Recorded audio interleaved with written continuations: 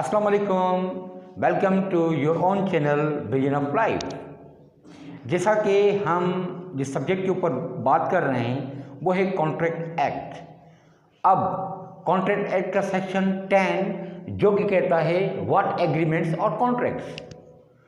हम पहले पढ़ चुके हैं कि एग्रीमेंट्स किसे कहेंगे और कॉन्ट्रैक्ट किसे कहेंगे, लेकिन एक मशहूर जो है ना वो क्वेश्चंस या कहावत जैसे कहें जो आपके एग्ज़ाम में आते हैं और उसके अलावा आपके रोज़मर्रा की ज़िंदगी में डिस्कशंस होते हैं कि ऑल एग्रीमेंट्स और कॉन्ट्रैक्ट्स बट ऑल कॉन्ट्रैक्ट्स और नॉट एग्रीमेंट्स। अब ये जो बात है ये कैसे है कि ऑल एग्रीमेंट्स और कॉन्ट्रैक्ट्स बट ऑल कॉन्ट्रैक्ट्स और नॉट एग्रीमेंट्स। इसमें हमें ये समझना पड़ेगा कि एग्रीमेंट कहेंगे किसे और कॉन्ट्रैक्ट किसे कहेंगे। एग्रीमेंट आपकी मेंटलिटी जिस बंदे ए जो है वो ऑफर कर रहा है बी को, जिस सेंस में और जिस मकसद के लिए वो कर रहा है वो ही सेंस बी जो है दूसरा जो है उसको उसी माना में एक्सेप्ट करे, तो इसे कहेंगे हम एग्रीमेंट। अब एग्रीमेंट तो हो गया, लेकिन आया वो वैलिड है या नहीं है? कौन से एग्रीमेंट्स जो हैं वैलिड नहीं हैं? अब वो एग्रीमेंट जो इन्फोर्सेबल बाय लॉ नहीं है वो एग्रीमेंट्स वैलिड नहीं होगी, वो वाइड होंगी। जैसा कि अगर किसी के साथ एग्रीमेंट हुआ है लेकिन वो इन्फोर्सेबल बाय लॉ नहीं है, या ऐसा कहें कि वो कॉम्पिटेंट टू कॉन्ट्रैक्ट नहीं है, या जो लॉफुल कंसिडरेशन नहीं है, या लॉफुल ऑब्जेक्ट नहीं है, या हमारे कानून के मुताबिक वो डिक्लेयर ना हो कि ये वाइड है या वो वैलिड नहीं है, तो इन चीज़ों को मद्देनज़र रखते हुए हम जब देखेंगे कि आया वो जो एग्रीमेंट्स हैं वैलिड एग्रीमेंट्स हैं या नहीं। अगर वो वैलिड एग्रीमेंट्स हो चुके हैं तो ये वैलिड कॉन्ट्रैक्ट होगा। तो इसलिए कहते हैं ऑल एग्रीमेंट्स और कॉन्ट्रैक्ट्स बट ऑल कॉन्ट्रैक्ट्स और नॉट एग्रीमेंट। अब वो कैसे कि कॉन्ट्रैक्ट जो है मुमकिन है बाय फोर्स हो या वाइड हो, लीगली तौर पे इन्फोर्सेबल ना हो, या वाइडेबल हो किसी भी मिस्टेक की वजह से, किसी भी कंडीशन की वजह से जो इम्प्लीमेंट ना हो सके। लेकिन आज हम पढ़ेंगे कि व्हाट एग्रीमेंट्स और कॉन्ट्रैक्ट्स, किन चीज़ों को हम कहेंगे, कौन से एग्रीमेंट्स हैं जिसको हम कहेंगे कि वो कॉन्ट्रैक्ट्स हैं, इसके हवाले से हम डिस्कस करेंगे। तो अब कॉन्ट्रैक्ट से एग्रीमेंट्स, ऑल एग्रीमेंट्स और कॉन्ट्रैक्ट्स, ऑल एग्रीमेंट्स और contracts which is made with free consent of the parties। अब लाजमी बात है ए एंड बी जब दोनों बैठे हुए हैं किसी चीज़ के ऊपर एग्रीमेंट कर रहे हैं तो उनकी कंसेंट जो है ना वो फ्री होनी चाहिए, ना कि वहाँ पर अनड्यू इन्फ्लुएंस हो, ना कि वहाँ पर कोई फ्रॉड हो, ना कोई मिसरिप्रेजेंटेशन होनी चाहिए। तो अगर वो फ्री कंसेंट है ऑफ द दैट पार्टीज तो ये पहला पोर्शन होगा जिसमें इसको हम कहेंगे कि वो कॉन्ट्रैक्ट है। लेकिन आगे क्या हो रहा है कि आया ये पार्टीज जो हैं वो कॉम्पिटेंट टू कॉन्ट्रैक्ट है या नहीं। तो जब हम ये देखेंगे कि वो फ्री कंसेंट तो है लेकिन एक बच्चे के साथ उन्होंने कॉन्ट्रैक्ट कर लिया तो वो तो कॉम्पिटेंट है नहीं, या किसी इंसान से उन्होंने कर लिया तो वो भी कॉम्पिटेंट नहीं है, या इतना इन्फॉर्म बंदा है, इतना ज़ईफ है कि वो काबिल नहीं है, रैशनल क्वेश्चन का वो जवाब नहीं दे सकता, तो वो भी कॉम्पिटेंट नहीं है फॉर मेकिंग एनी कॉन्ट्रैक्ट और मेकिंग एनी एग्रीमेंट।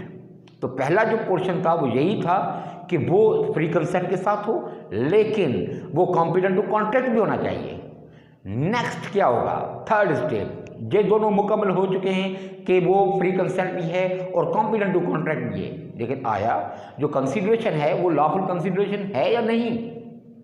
अगर वो लॉफुल कंसिडरेशन नहीं है तो ये कॉन्ट्रैक्ट एग्रीमेंट जो है ना वो वैलिड नहीं होगा, ये कॉन्ट्रैक्ट वैलिड नहीं होगा। अब तीनों स्टेप्स जो है ना वो आ गए कि कंसिडरेशन भी लॉफुल है, तो नेक्स्ट जो है वो आया कि ये लॉफुल ऑब्जेक्ट हैं या नहीं है। अगर उनका लॉफुल ऑब्जेक्ट नहीं है या कोई भी पार्ट नहीं है तो वो भी इनवैलिड होगा, वो एग्रीमेंट नहीं होगा, वैलिड एग्रीमेंट नहीं होगी। अब ये चारों आ जाते हैं कि फ्री कंसेंट भी हो गई, कॉम्पिटेंट टू कॉन्ट्रैक्ट भी हो गया, लॉफुल ऑब्जेक्ट भी हो गया, लॉफुल कंसिडरेशन भी हो गई, ये चारों आ गए। फिर नेक्स्ट स्टेप है कि आया किसी पाकिस्तान के किसी कानून के अंदर ये वाइड तो नहीं एक्सप्रेसली वाइड किया गया हो, अगर वो वाइड होगा तब भी ये मुमकिन नहीं है। तो हमें क्या चीज़ें याद करनी है, टोटल 5 चीज़ें हैं इस सेक्शन के अंदर। नंबर 1, और व्हाट एग्रीमेंट्स और कॉन्ट्रैक्ट्स, ऑल एग्रीमेंट्स,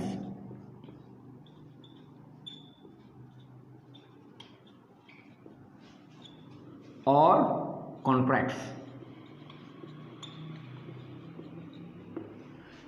नंबर 1, अब यहां पर इफ, जब इफ लगाया गया इसका मतलब है कि यहां पर कंडीशन है कोई, वो कंडीशंस लाजमी फुलफिल होनी चाहिए। अगर नहीं होगा तो मुमकिन नहीं है कि ये एग्रीमेंट जो है वो लॉफुल होगा, या इनको हम कहेंगे कि आया ये कॉन्ट्रैक्ट जो है ना वो लॉफुल है या नहीं है।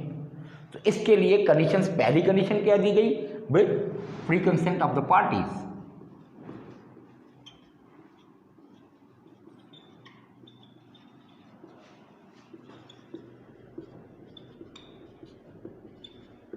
ये पहला नंबर हो गया। आप इनको नंबरिंग में अगर लेके जाएंगे, इंग्रेडिएंट्स लेके जाएंगे स्टेप बाय स्टेप, तो आपको याद करने में और मज़ीद आसानी होगी, और चीज़ों को समझने में, लॉ को समझने के लिए हर एक सेक्शन के अंदर उनके इंग्रेडिएंट्स मौजूद होते हैं, वो भी क्लैरिफाई हो जाएंगे। तो number 1, with free consent of the parties होनी चाहिए। नंबर 2, वो जो पार्टीज है they must be competent to contract.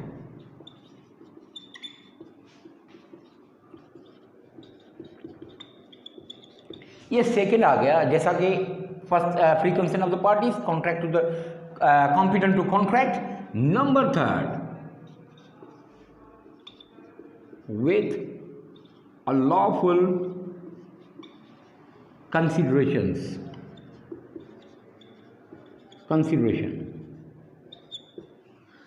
Lawful consideration भी होना जरूरी है। और नंबर 4,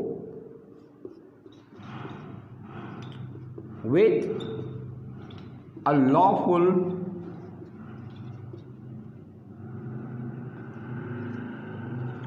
object। तो ऑब्जेक्ट भी जो होना चाहिए उस एग्रीमेंट में वो लॉफुल होना चाहिए।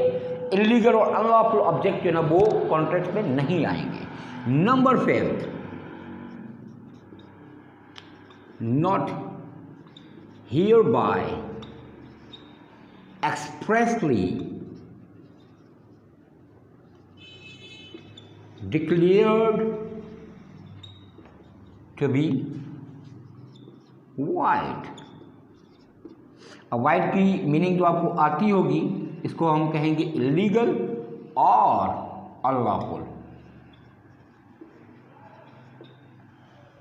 तो ये आप ध्यान में रखिएगा कि जब आप कॉन्ट्रैक्ट के हवाले से एग्रीमेंट्स के बारे में बात करेंगे और आया इन एग्रीमेंट्स को हम कहेंगे कि कॉन्ट्रैक्ट है या नहीं है, तो इन 5 चीज़ों को मद्देनज़र रखिएगा।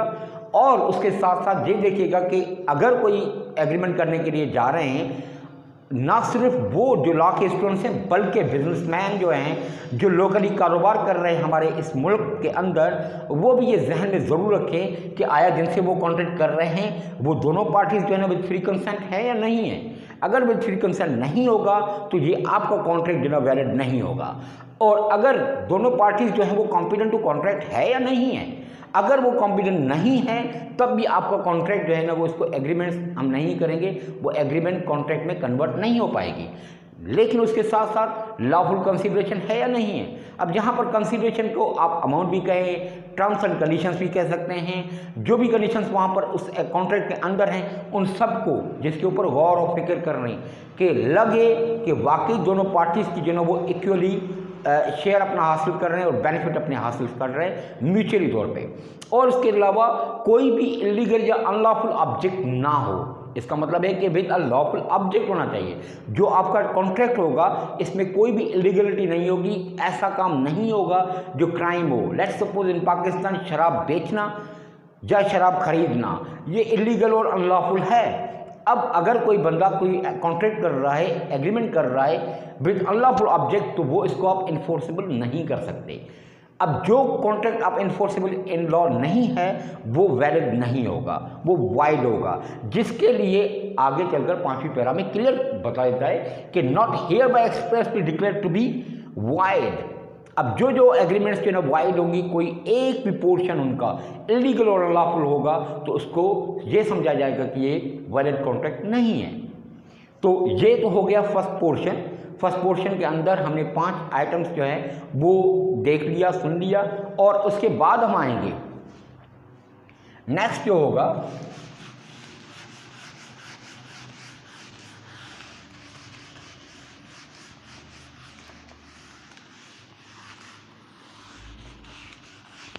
जैसा कि ये फर्स्ट पोर्शन था जिसमें 5 इंग्रेडिएंट्स हम पढ़ चुके हैं, लेकिन इसके साथ साथ एक और भी पोर्शन है जो सेक्शन 10 में आपको मिलेगा कि nothing shall affect enforce any law enforce in Pakistan, जहाँ उस पर कोई रिपील हुआ हो और उसके साथ साथ जो है वही रजिस्टर्ड हुआ हो, इन प्रेजेंस ऑफ विटनेसेस होना चाहिए, और उसके साथ साथ इन राइटिंग में होना चाहिए।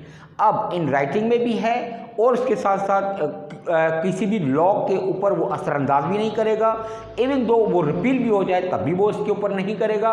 नंबर 3 कि वो प्रेजेंस ऑफ विटनेसेस में होने चाहिए और इन राइटिंग होनी चाहिए, और साथ साथ वो रजिस्टर्ड भी होना चाहिए। तो ये सारे लॉज जो हैं इसको मद्देनजर रखते हुए आप अपने कॉन्ट्रैक्ट्स को, अपने एग्रीमेंट्स को उसको इन्फोर्स करवाने के लिए, लेकिन उस कॉन्ट्रैक्ट को एग्रीमेंट को कॉन्ट्रैक्ट में मुतवज्जा करने, कन्वर्ट करने के लिए आपको ये देखना पड़ेगा कि आया ये सारी इंग्रेडिएंट्स जो हमने यहाँ पर पढ़ी हैं वो कंप्लीट हो रही हैं नहीं। अगर कोई भी इंग्रेडिएंट, एक भी इंग्रेडिएंट अगर कम हो रहा है तो ये यकीन जानिए आप इनको इन्फोर्स नहीं करवा पाएंगे, और वो जो कॉन्ट्रैक्ट्स होंगे वो एग्रीमेंट नहीं होगा, क्योंकि उस कॉन्ट्रैक्ट को आप इन्फोर्सेबल बाय लॉ नहीं होगा। तो हम इन अ नटशेल फिर बैक में जा रहे हैं कि कौन से ऐसे इंग्रेडिएंट्स हैं 5 जिसके ऊपर आपको मद्देनजर रखना है। सबसे पहले जितने भी एग्रीमेंट हैं वो with free consent of the parties होने चाहिए, नंबर 1। नंबर 2, उसके लिए कॉम्पिटेंट ऑफ द पार्टीज होना भी लाजमी है। अब जब और number 3 with a lawful consideration भी होना चाहिए।